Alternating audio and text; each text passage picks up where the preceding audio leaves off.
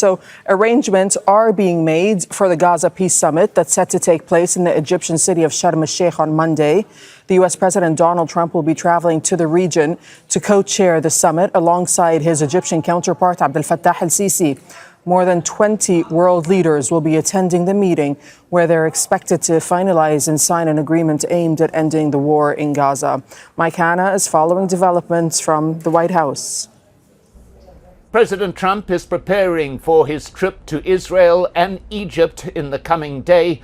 The Secretary of State, Marco Rubio, has been in touch with his Egyptian counterpart to discuss arrangements for the summit meeting that will be held in Sharm el-Sheikh. Now, there are more than 20 heads of state expected to attend the summit. That's according to the Egyptian presidency, which says that the summit will be co-chaired by the Egyptian president along with US President Donald Trump. Separately, it is understood that the presidents of France and Italy will be attending the summit meeting, as well as the Secretary General of the United Nations, and that has been confirmed by the UN. So a mass gathering of leaders to attend what is essentially the signing ceremony for this 20-point peace plan, which has now been accepted by all parties and which appears to be in process. Important to note, though, unlike other previous US proposals, this plan has a beginning, but very importantly, it also has an end. And that end, according to the peace plan, is the establishment of a Palestinian state for the Palestinian people. Mike Hanna, Al Jazeera at the White House. Well, Egypt is saying that leaders from more than 20 countries will attend that meeting on Monday. The Egyptian President Abdel Fattah el-Sisi will chair the summit alongside the U.S. President Donald Trump to discuss the Gaza peace deal. The summit will include European and Middle Eastern leaders. UN Secretary General Antonio Guterres, the British Prime Minister Keir Starmer, Turkish President Recep Tayyip Erdogan, and the French President Emmanuel Macron and the Italian Prime Minister Giorgia Meloni are among those attending the talks. Qatar and the UAE will also be represented at the summit. We have with us Adnan Hayajneh. He's a professor of international relations and U.S. foreign policy at Qatar University to talk about this. Thanks for your time. Trump heading to the region, preparing to travel to Israel, hugely symbolic. Besides the symbolism, what's he there to do? Well, I think he wants to hear the praise coming from the Arab states, and he wants to communicate this to the Israelis, that all the Arab states are coming to Sharm el-Sheikh to say that we want peace. We will forget about what Netanyahu did in Gaza. So he will get the legitimacy of some Islamic countries and some Arab leaders who are now, they do not pose any threat to Israel, and they are coming back. They want to be in the good side with Trump, and they want to have peace, and they want to continue with the peace plan. The only obstacles for peace in the Middle East is Hamas, and if they can get rid of Hamas, and I think they will pave the way for Israel hegemony in the region, because it will have a good relationship with many other countries. Trump also interested, or maybe moving after releasing the hostages, which he will claim that is his victory, to more important, I think, meetings of having Abraham Accords, expanded the Abraham Accords, and including some other Arab countries.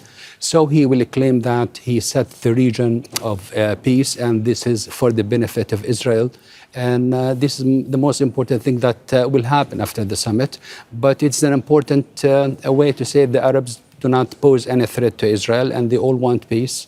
And this is what I think we'll hear from the Arab states. We'll talk about the Arab states in a moment at the summit. But for Benjamin Netanyahu, Trump is obviously, as we're saying, going to Israel. The optics for Netanyahu of Trump's visit to Israel, are they significant? And what's Netanyahu trying to demonstrate?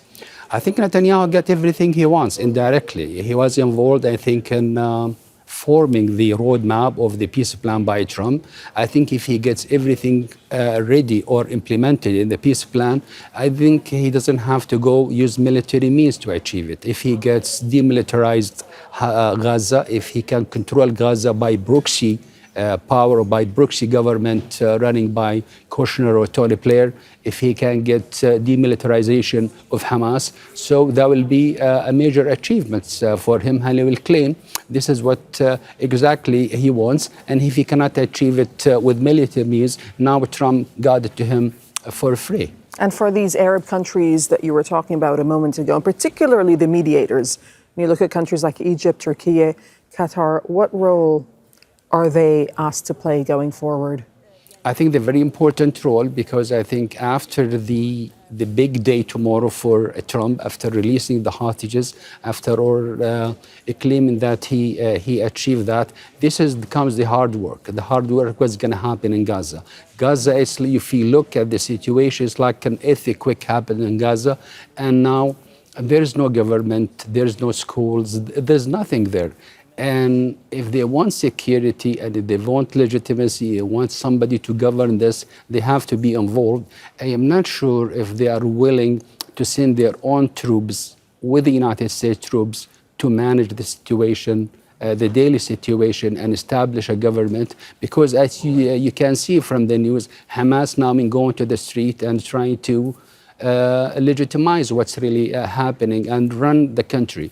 Run Gaza, for example, because if there's a vacuum of power and Hamas is supposed to leave, who's going to run Gaza Strip?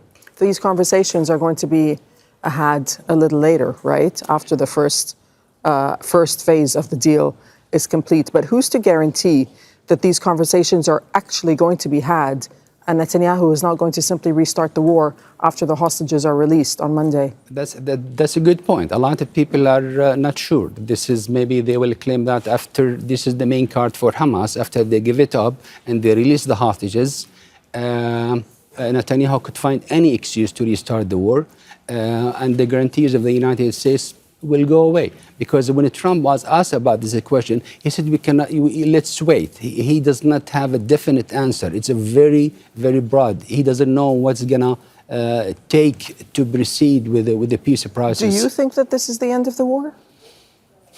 This is the beginning of the end of the war, but if without justice for the Palestinians, we cannot talk about the end of the war. And justice is not something that was laid out in that 20-point plan, was it? It is not there. There is not even a promise for a Palestinian state. If the international community interested of seeing the celebration of the Palestinians, they're very happy to receive the food and receive the aid. After that day, I think they will think about their future, what's going to happen to them. Palestinians want to govern themselves, and it's been said for many years, for many decades, if you want peace in the region, you cannot do it by war. You have to give Palestinian justice, and you have to give them the right for self-determination. Okay, we'll leave it there. Adnan Hayajneh, thank you so much for coming in and speaking to us. Don't miss out. Get the full picture. Subscribe to Al Jazeera for reliable news, expert insight. Like, share, stay ahead.